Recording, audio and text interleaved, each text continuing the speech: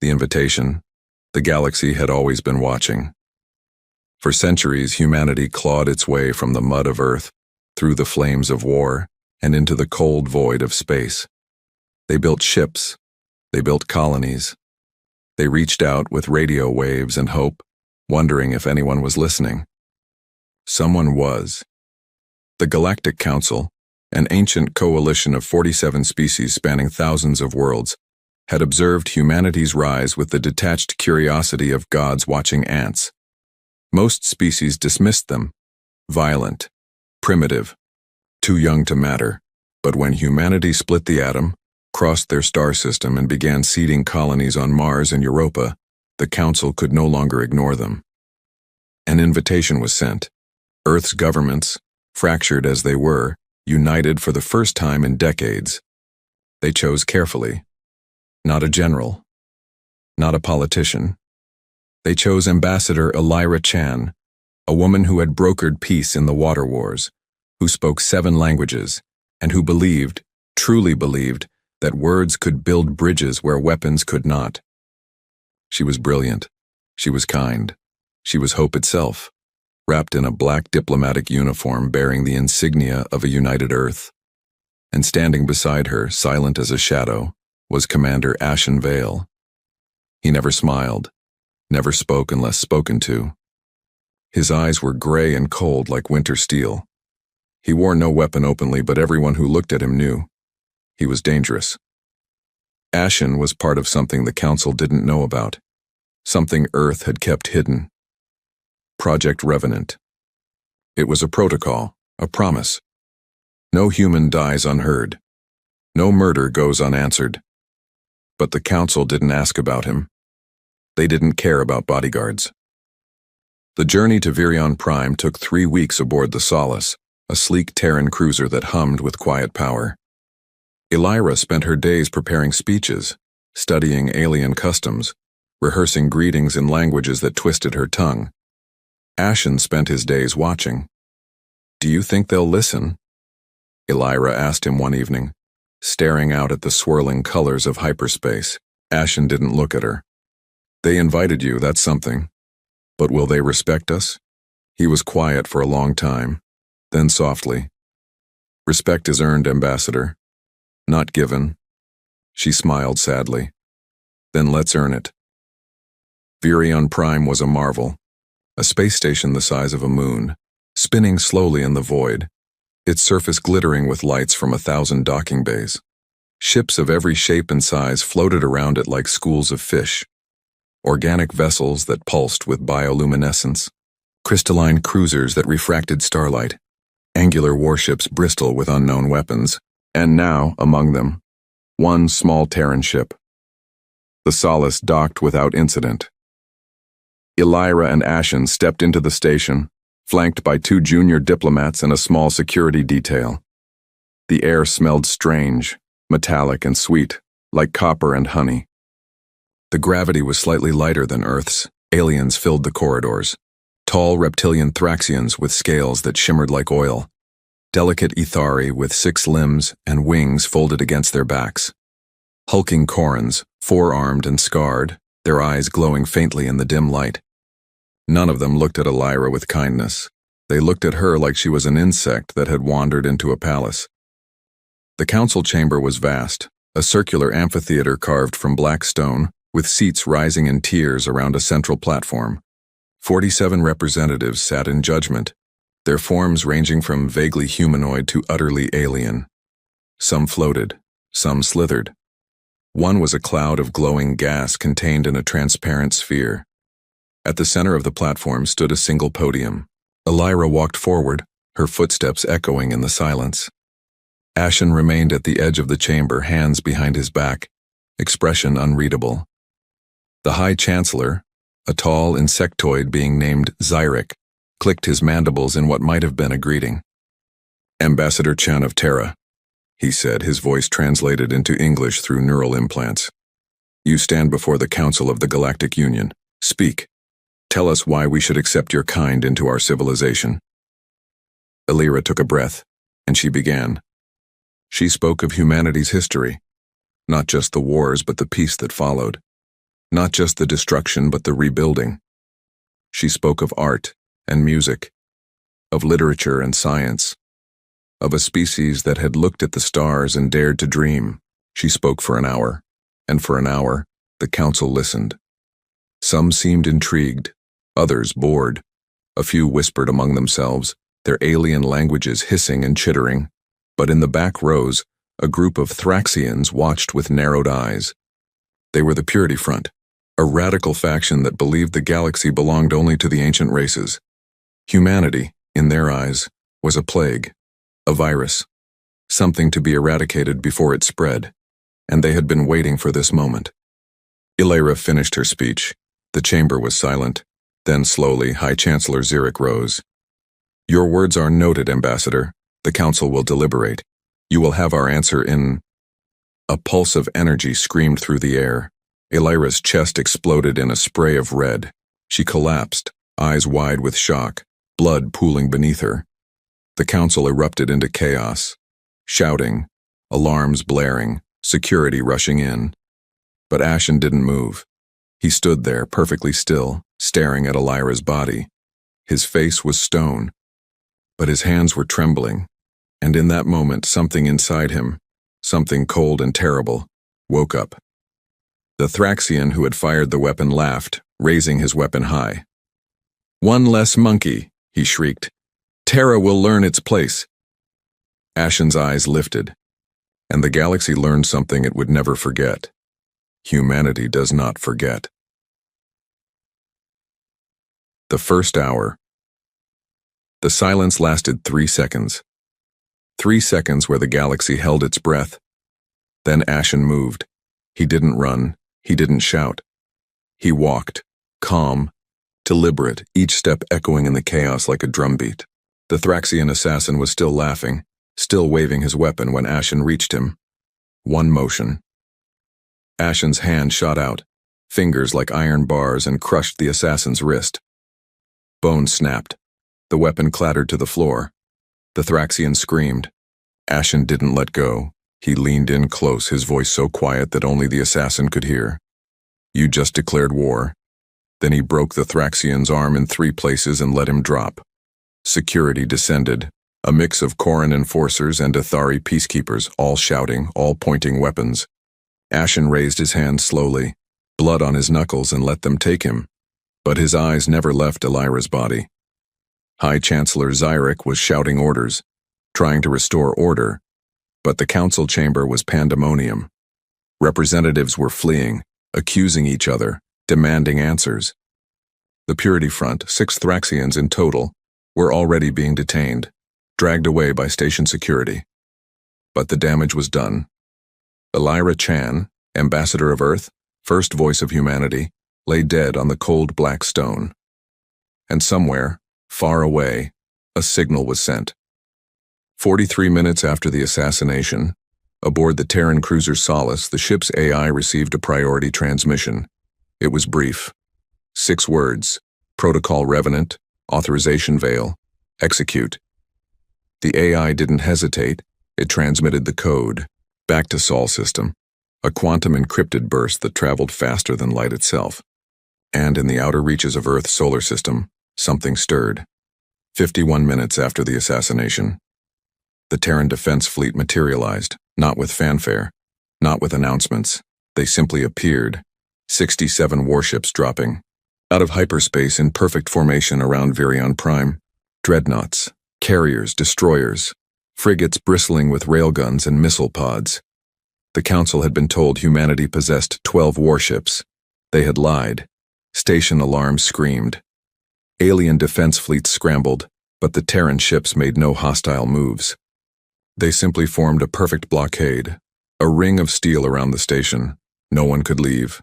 No one could enter. And then, a transmission broadcast on every frequency, in every language the Council knew. A woman's voice. Calm. Cold. "This is Admiral Kira Voss of the Terran Defense Fleet. We are not here for war. We are here for justice. The murderers of Ambassador Chan will be surrendered to Terran custody within the hour, or we will come in and take them. This is not a negotiation." The Council panicked. High Chancellor Zurich tried to argue, tried to claim jurisdiction, tried to appeal to galactic law. Admiral Voss didn't respond. The countdown began. Inside Virion Prime. Ashen sat in a detention cell, hands cuffed behind his back, 2 Corran guards watching him. He hadn't spoken since they brought him in. He sat perfectly still, head bowed, breathing slow and even. But inside, he was counting. 53 minutes since Elira died. 7 minutes until the fleet arrives. 4 minutes until they realize what's coming. One of the Corran guards shifted uncomfortably. Human. You should not have attacked. You will face trial. Ashen looked up. His eyes were empty. No, he said quietly. I won't. The guard frowned. You think your people will save you? Ashen smiled. Just a flicker, cold and humorless. I think you should run. 58 minutes after the assassination. High Chancellor Zurich stood in the Emergency Council chamber, surrounded by panicking representatives. We cannot surrender them, a Thraxian elder hissed. It sets a precedent. It makes us look weak. We look weak now, snapped an Ithari diplomat. They have a fleet at our door. They're bluffing, the Thraxian spat. They won't attack. It would be suicide. An ancient being, one of the eldest, a species so old they barely communicated anymore, spoke in a voice like grinding stone. You do not understand humans. The chamber fell silent. The eldest continued, its form shifting like smoke. They are not like us.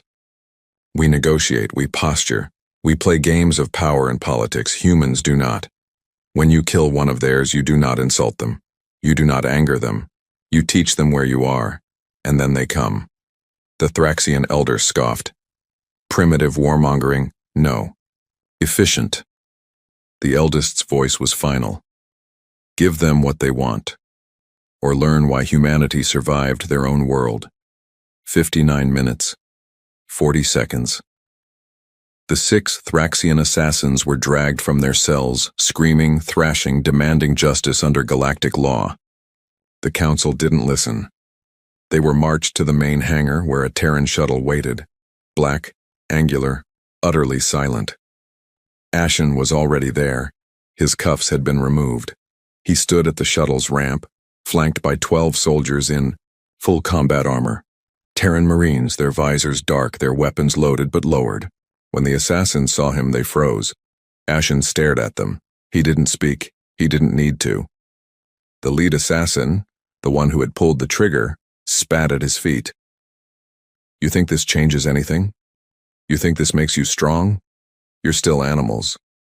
You'll always be. Ashen stepped forward. The Marines didn't move. The assassin's words died in his throat. Ashen leaned in close, his voice a whisper. She came here believing in peace. She died believing you could be better. I'm going to make sure you live long enough to understand what you took from us. He straightened. Take them aboard. 1 hour, 2 minutes after the assassination, the Terran fleet received its prisoners. Admiral Voss's voice echoed one last time across Virion Prime. The murderers are in our custody. We will leave your station. But understand this. Humanity came here in peace. We offered friendship. You answered with blood. The Council will receive our formal response within 24 hours. Until then, think carefully about what happens next. The fleet vanished as suddenly as it had come. The station was silent. And in the council chamber, for the first time in 1,000 years, the ancient powers of the galaxy felt something they had not felt in centuries. Fear. The trial of monsters. The Terran fleet didn't return to Earth. Instead, they gathered at Threshold Station, a military outpost on the edge of Sol's heliopause hidden in the shadow of a dying comet. It was a cold place, a place built for war. The 6 assassins were brought to the brig in silence. No one touched them. No one spoke to them. They were given water, rations, and isolation. But every 6 hours, a recording played in their cells. Elira's speech, her voice, her words, Her hope, over and over and over. It wasn't torture, not by any legal definition. But by the third day, 2 of the Thraxians were weeping, 3 days after the assassination. The Galactic Council convened an emergency session. High Chancellor Xyrix stood before the assembly, his mandibles clicking nervously.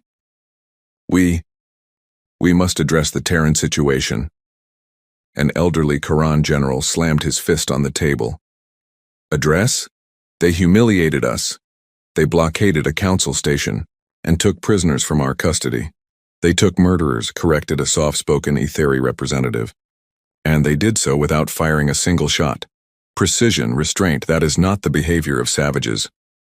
It is the behavior of predators, hissed a Thraxian elder. They wait, they calculate, and when they strike, it will be bloody. The chamber descended into argument, until a hologram flickered to life at the center of the room, Admiral Kira Voss. She stood in full uniform, hands behind her back, her expression carved from ice. Members of the Galactic Council, humanity has reviewed your laws, your treaties, your customs. We find them insufficient. The chamber erupted in outrage, but Voss didn't stop. Ambassador Chan was murdered in cold blood, before witnesses, in an act of terrorism meant to intimidate and humiliate. Under your laws, this would result in a fine, probation, perhaps exile for the guilty party's faction. Unacceptable. High Chancellor Xyrix tried to interject. Admiral, with respect, galactic law is not Terran law. The room went silent. Voss continued, her voice unwavering. We do not seek your permission. We do not ask for your forgiveness. We are informing you. The 6 individuals responsible for the death of Ambassador Chan will stand trial under Terran jurisdiction. They will be judged by human law, and if found guilty, they will face human justice. And what is human justice? A council member demanded. Voss's expression didn't change. You'll see soon enough. The trial will be broadcast across all open channels. You are invited to watch. We hide nothing. The hologram disappeared. 7 days after the assassination, the trial began. Not in a courtroom, in a vast circular chamber aboard Threshold Station, its walls lined with cameras broadcasting to every corner of the galaxy. Hundreds of alien species watched. The 6 Thraxians sat in restraints, guarded by Marines. Their lawyer, a human surprisingly, sat beside them. The council had expected humanity to refuse them representation. They were wrong. At the center of the room stood Judge Althea Rin, a sharp-eyed woman in her 60s who had presided over war crime tribunals on Earth. Her voice was calm, measured. This tribunal is convened to determine guilt or innocence in the murder of Ambassador Elira Chan. The accused have been provided counsel. Evidence will be presented. Testimony will be heard. This is not vengeance. This is justice. The prosecution was led by Commander Ashen Vale. He stood alone at the podium, no notes, no theatrics. He simply spoke. Ambassador Chan came to Virion Prime with a message of peace. She was unarmed, she was unthreatening, and she was killed for the crime of being human. He gestured to the screens behind him where footage from the council chamber played. Elira speaking, smiling, hopeful, and then the shot. The blood. The laughter. Ashen let it play in full. When it ended, he turned back to the assassins. You didn't kill her because she threatened you. You killed her because you thought we wouldn't care. Because you thought one human life was too small to matter. He stepped forward, his voice dropping to a whisper that somehow carried through the entire chamber. You were wrong. The trial lasted 3 days. Evidence was presented. Witnesses testified. The defense argued temporary insanity, cultural misunderstanding, political provocation. But the footage didn't lie. The laughter didn't lie. And on the 3rd day, Judge Rin delivered her verdict. The accused are found guilty of premeditated murder, terrorism, and crimes against humanity. The Thraxians screamed. Their lawyer bowed his head, and across the galaxy billions watched. Judge Rin continued. Sentencing will occur in 24 hours. Until then, the accused will be given time to reflect on their actions. This tribunal is adjourned. That night, Ashen visited the brig, not to gloat, not to threaten. He stood outside the lead assassin's cell, silent, watching through the transparent barrier. The Thraxian looked up at him, eyes hollow. "What will you do to us?" he asked quietly. Ashen didn't answer immediately. When he did, his voice was soft. Elira believed in second chances. She believed people could be better. She died believing that. He paused. "I don't share her faith, but I'll honor it." The Thraxian blinked. "What does that mean?" Ashen turned to leave. "It means you'll live, and you'll spend the rest of your life wishing you hadn't." The sentencing Judge Rin returned to the podium. The galaxy watched. The sentence for the crime of murdering Ambassador Chan is as follows: life imprisonment without parole, to be served in solitary confinement on Luna Penal Colony. You will be given no contact with your species, no contact with the outside world. You will live, you will remember, and you will never, ever be free. She leaned forward. Humanity does not believe in execution for vengeance, but we believe in consequences. You wanted to teach us our place. Instead, you've taught us yours. The gavel fell. Across the galaxy, reactions were mixed. Some species called it barbaric. Others called it merciful. A few called it brilliant. But every species understood the message. Humanity does not forget. Humanity does not forgive.